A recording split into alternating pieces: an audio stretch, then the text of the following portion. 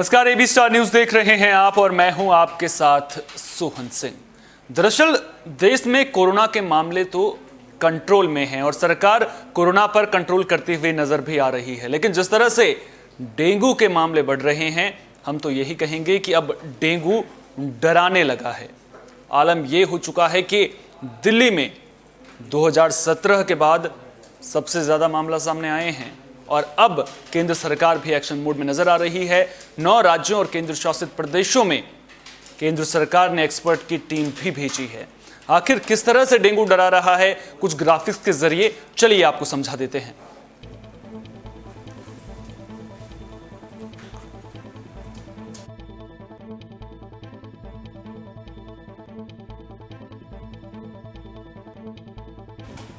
तो दिल्ली में पिछले 4 सालों के मुकाबले इस साल ज्यादा मामले सामने आए हैं। दिल्ली में अक्टूबर 2017 में डेंगू के 2022 केस सामने आए थे। देश में डेंगू के 1,16,991 मामले सामने आ चुके हैं। अगर दिल्ली की बात करें तो दिल्ली में 1,530 मामले अब तक सामने आ चुके हैं, जो पिछले 4 सालों के मुकाबले ज्यादा हैं। तो अब डेंगू डराने लगा है और इसके अलावा मलेरिया और चिकनगुनिया भी सरदर्दी बढ़ा रहा है। दिल्ली में मलेरिया के 160 के करीब मामले सामने आए हैं, वहीं चिकनगुनिया के 81 मामले सामने आ चुके हैं। तो दिल्ली में मलेरिया और चिकनगुनिया भी सरदर्दी बढ़ा रहा है। डेंगू के मामले भी लगातार डरा रहे हैं। अब केंद्र सरकार भी एक्शन मोड में नजर आ रही है। किन राज्यों में एक्सपर्ट की टीम भेजी गई है वो भी ग्राफिक्स के जरिए हम आपको बता रहे हैं। हरियाणा का नाम इस लिस्ट में शामिल है। इसके अलावा केरल में भी एक्सपर्ट की टीम भेजी गई है, पंजाब में एक्सपर्ट की टीम भेजी गई है। तो ये वो राज्य हैं जहां पर एक्सपर्ट की टीम भेजी गई है। एक्सपर्ट जो हैं वो राज्य सरकारों के साथ डेंगू के बढ़ते मामलों को लेकर के मंथन करेंगे। वहां पर डेंगू को किस तरह से काबू में करना है, इसको लेकर के चर्चा की जाएगी। दरअसल अगर पिछले सालों की बात करें तो पिछले सालों में जो बरसात का मौसम है वो इस बार काफी लेट तक चला है और जिसकी वजह से डेंगू के मामले काफी देर तक सामने आ रहे हैं। दरअसल होता क्या था, 15 अक्टूबर तक डेंगू के मामले जो हैं वो एकदम से खत्म हो जाते थे, लेकिन इस वक्त जो बरसात हुई है उसके बाद कहीं ना कहीं जो डेंगू का समय है वो लंबा खिंचता चला जा रहा है और इसी वजह से 15 अक्टूबर के बाद भी लगातार अभी भी डेंगू के मामले लगातार सामने आ रहे हैं।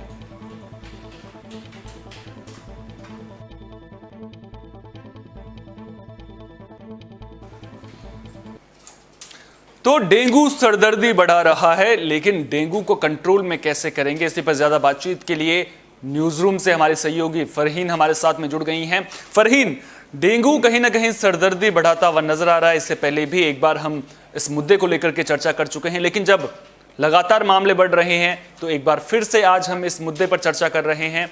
आखिर वजह क्या है, क्यों डेंगू के मामले अगर पिछले 4 सालों की तुलना करें तो क्यों इस साल ज्यादा सामने आ रहे हैं? सोहन, सबसे पहले तो मैं ये बताऊंगी कि देश में इस टाइम डेंगू हो या मलेरिया हो या और कोई बीमारी हो, उससे सबसे ज़्यादा जो खतरनाक देखा जा रहा है वो अभी भी कोविड को ही माना जा रहा है। यही रीज़न है कि और चीज़ों के बारे में सोचा ही नहीं गया। जैसा कि आपने कहा कि सितंबर या अक्टूबर स्टार्टिंग के आसपास ब्रीडिंग टाइम ज़्यादा होता है, तो उस वक्त ही ये शुरू हो जाता है। ऐसा नहीं है कि डेंगू पहली बार फैला है, लेकिन इन चीज़ों पे काम नहीं किया गया। आपको मैं एक बहुत डीपली अगर चीज़ बताऊं तो वो ये है कि एमसीडी के वर्कर्स अगर आप देखें तो बेइंतहा कम है। जैसे जो हमारी जांच पड़ताल की गई उसमें ये पता चला कि ऐसा आंकड़े बता रहे हैं, ये हमारा उनका वो नहीं है। तो उसमें ये कहा गया है कि जब 1.5 साल से आपको देख रहे हैं कोविड का चल रहा है, उसमें जिस तरह का सैनिटाइजेशन का काम किया गया, मशीनें जो इस्तेमाल की गई वो सिर्फ सैनिटाइजेशन के लिए इस्तेमाल की गई, लेकिन वो मशीनें जो थी वो स्प्रे करने तो डेंगू और मारने के लिए जाती, तो वो मशीन अब कोविड के टाइम उन्हीं मशीनों का इस्तेमाल किया गया, इससे वो मशीनें इस्तेमाल वजह से खराब हो गई। आज इस हमारे देश में 20-30% ऑफ मशीनें जो है खराब है। इसको बच्चों को मारने की दवाएं दी जाती है, पर। यही वजह है कि हर साल इस बार डेंगू मलेरिया के पेशेंट ज्यादा देखे जा रहे हैं और यही वजह है कि डेंगू किस तरह से फैल रहा है। तो बिल्कुल कहीं ना कहीं डेंगू फैल रहा है, और जब डेंगू फैल रहा है तो फिर परेशानी बढ़ जाती है, क्योंकि कोरोना अभी खत्म नहीं हुआ। जब कोरोना काल चल रहा हो, ऐसे में उम्मीद की जाती है कि लोग जरा सा भी खांसी हो, जरा सा भी बुखार होगा तो सतर्कता बरतेंगे। लेकिन हम अक्सर देखते हैं कि लोग जब हल्का बुखार रहता है या फिर हल्की खांसी रहती है तो इन चीज़ों को नज़रअंदाज कर देते हैं। तो क्या आप इसको भी एक वजह मानते हैं कि लोग समय पर इलाज के लिए नहीं पहुंचते हैं, जिसकी वजह से डेंगू जो है वो बिगड़ने लग जाता है? सोहन, असल में डेंगू जो है, आप ये नहीं कह सकते कि किसी एक पेशेंट में जो सिम्टम्स देखे जाते हैं, मान लीजिए किसी को उल्टी दस्त हो रहा है तो उसको माना गया जैसे डेंगू है, तो ऐसा नहीं है कि दूसरे पेशेंट में भी वही सिम्टम्स नजर आए। तो होता क्या है कि आपको उल्टी हो रही है तो दूसरा सोचेगा अच्छा इसको तो उल्टी हुई नहीं है तो इसको तो डेंगू नहीं है। तो और जो डेंगू का है, कई तरह के डेंगू होते हैं जिसमें कई बार सिम्टम्स 3 से 5 दिनों के अंदर नजर आते हैं और कई बार ये 7 से 10 दिनों के अंदर नजर आते हैं। तब तक आपको फीवर आता रहता है और कोई सिम्टम्स नहीं होते हैं। तो आप इस देख रहे हैं कि इस बार बारिश ज्यादा हुई है और ये गर्मी से एकदम ठंड की तरफ जाता हुआ मौसम है, जिस वजह से मौसम खराब होने की लोगों को वायरल आता है। लोग इसको हल्के में ले लेते हैं और जब तक कोई टेस्ट कराने के बाद पता चलता है कि डेंगू या मलेरिया है, तब तक हालात इतने चुके होते हैं कि वो संभाल नहीं पाते हैं और फिर अस्पताल का रुख करते हैं और अस्पताल बेड खोले। तो अच्छा, वही मैं सवाल आपसे लेने वाला था कि दिल्ली के अस्पतालों की व्यवस्थाओं को लेकर के, दरअसल कोरोना काल में हमने मारामारी देखी थी कि किस तरह से अस्पतालों में बेड्स की कमी देखी गई थी, लेकिन इस वक्त क्या वजह है? क्या डेंगू के मामले इतने ज्यादा सामने आ चुके हैं कि अस्पतालों में बेड्स ही नहीं मिल पा रहे हैं, या फिर कोई और वजह में निकलकर सामने आ रही हैं? सोहन, देखिए, सबसे पहले तो कोविड अभी पूरी तरह से खत्म नहीं हुआ है। पेशेंट लगातार कोविड के अगर सिम्टम्स देखते हैं, टेस्ट कराते हैं तो हॉस्पिटल में एडमिट हो जाते हैं। दूसरा ये कि डेंगू के पेशेंट्स भी बढ़ रहे हैं। और एक चीज़ मैं आपको बता दूं, पहले क्या होता था कि जो खाली हमारे दिल्ली में जिनका इलाज चल रहा है या जिस भी देश में किसका इलाज चल रहा है, तो उन्हीं को माना जाता था कि इतने पेशेंट हो गए हैं। यानी मान लीजिए अगर एक अस्पताल में 50 लोग पेशेंट अगर डेंगू के हैं तो माना जाता था कि 50 यहीं के ही हैं दिल्ली के। लेकिन असल में अब जो रिपोर्ट रखा जा रहा है वो किस रखा जा रहा है कि मान लीजिए आप कहीं कानपुर से आए हैं लेकिन आपका इलाज यहाँ चल रहा है तो आप दिल्ली का नहीं, तो ऐसा बातें जब सर्वे किया जाता है तो दिल्ली के पेशेंट हैं तो कुछ बाहर मिले हैं तो दिल्ली में इलाज कराए हैं। वजह कि अगर आपको तो माना जा रहा है उत्तर प्रदेश में ज्यादा होगा। तो केवल डेंगू ही वजह नहीं है, जो दूसरे मरीज हैं वो भी अस्पतालों में मौजूद हैं, इसकी वजह से जो है वो बेड फुल हुए हैं। जी जी, वही मैं कह रही थी कि यही रीजन भी है कि दूसरी जगह से लोग बेहतर इलाज के लिए यहाँ आ गए हैं या फिर अपने रिश्तेदारों से किसी वजह से मिलने आए हैं और उनको लग रहा है तबीयत बिगड़ रही है, तो इसी वजह से कि दिल्ली और यूपी के आसपास के बेड जो है ज्यादा फुल देखे जा रहे हैं। बिल्कुल, तो आपने हमें बताया कि किस तरह से जो क्या आखिर मुख्य वजहें क्या हैं, क्यों दिल्ली के अस्पतालों में बेड्स फुल हो गए हैं। अच्छा, एक और अहम सवाल मैं आपसे लेना चाहता हूं, क्योंकि डेंगू की जो समस्या है वो केवल दिल्ली तक ही सीमित नहीं है। 9 राज्य ऐसे हैं जहां पर सिचुएशन थोड़ा गंभीर नजर आ रही है और अब केंद्र सरकार ने भी पहल की है, एक्सपर्ट की टीम भी भेजी गई है। तो सरकार की तैयारियों को आप किस तरह से देख रहे हैं इस पूरे मामले को लेकर के? देखिए सोहन, कोई भी ये तो एक सवाल बनता है, सरकार हो या कोई हो, कि मच्छर का जो टाइम होता है ब्रीडिंग, और ये आप देख रहे हैं डेंगू मलेरिया ऐसी बीमारियां हैं जो हर साल आती हैं, ऐसा नहीं है कि पहली बार आ रही है। हमारे यहाँ इस वक्त इतने एक्सपर्ट्स नहीं है जो मच्छरों की ब्रीडिंग के टाइम पर किसी तरह का सुझाव दें।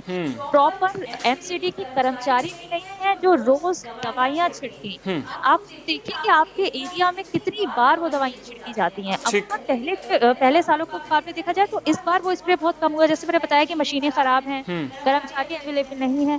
सबसे ज्यादा कोविड पर ध्यान दिया गया। आप पूरी तरह से सरकार को भी ब्लेम नहीं कर सकते हैं क्योंकि कोविड इतनी बड़ी बीमारी थी तो सारा फोकस उसी के ऊपर रहा। लोग जो है रहे हैं कोविड के बाद एकदम मलेरिया और इस तरह आप देख रहे हैं सिर्फ इतना ज्यादा तो सरकार को ब्लेम करना इतना सही होगा मैं कह सकती, लेकिन इस वक्त हमारे एक्सपर्ट्स का है, मशीनें खराब है, सरकारी नहीं तो डॉक्टर पे काम कर सके, जिसका टोटल रिसर्च निकल के आ रहा है वो यही है कि इस टाइम डेंगू के पेशेंट और मलेरिया के पेशेंट बढ़ते जा रहे हैं। जिस तरह से आप बता रहे हैं कि एक्सपर्ट्स कम है, मशीनें खराब हैं, एमसीडी के कर्मचारी नहीं हैं, लेकिन समस्या तो है ना, और इस समस्या से निपटना बेहद जरूरी है। जिस तरह से केंद्र सरकार ने टीमें भेजी हैं, सरकार तो अपनी ओर से पूरी कोशिशें करते हुए नजर आ रही है, चाहे कोविड महामारी हो, चाहे बात डेंगू की हो, सरकार अपनी ओर से कदम उठा रही है।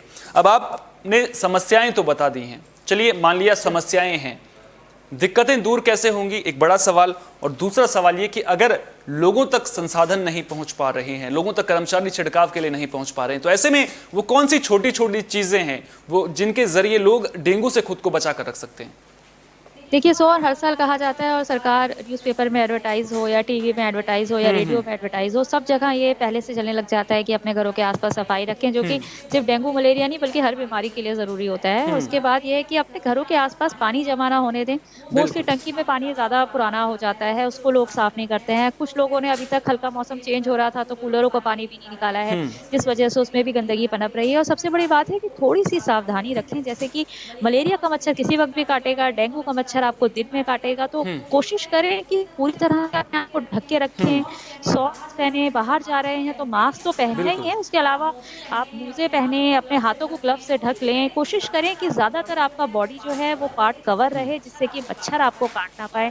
और अगर आपको थोड़ा सा फीवर भी आ रहा है तो आप उसको फौरन 3 दिन करें, उसके बाद फौरन टेस्ट कराएं, ताकि नौबत ऐसी ना आए कि आपको एडमिट होना पड़े। और दूसरी बड़ी चीज है कि खाने पीने का खास ध्यान रखें, जिससे कि आपके प्लेटलेट्स जो हैं वो कवर हो जाएं। फॉर एग्जांपल पपीता खाएं, इस मौसम में पपीता मिल रहा है, नारियल पानी बराबर पीते रहें। तो इस छोटी छोटी चीजों को अगर आप फॉलो करते रहेंगे तो अगर आपको डेंगू हुआ भी है तो इतनी बड़ी कोई चीज नहीं है, ये वायरल की तरह ही तो ठीक हो जाएगा, लेकिन सावधानी आपको लगातार बरतनी पड़ेगी। बिल्कुल, बहुत बहुत शुक्रिया फरहीन, तमाम जानकारी को हम तक साझा करने के लिए। ये थी हमारी सहयोगी फरहीन, जिन्होंने बेहद ही अहम जानकारी हमारे दर्शकों के साथ में साझा की है।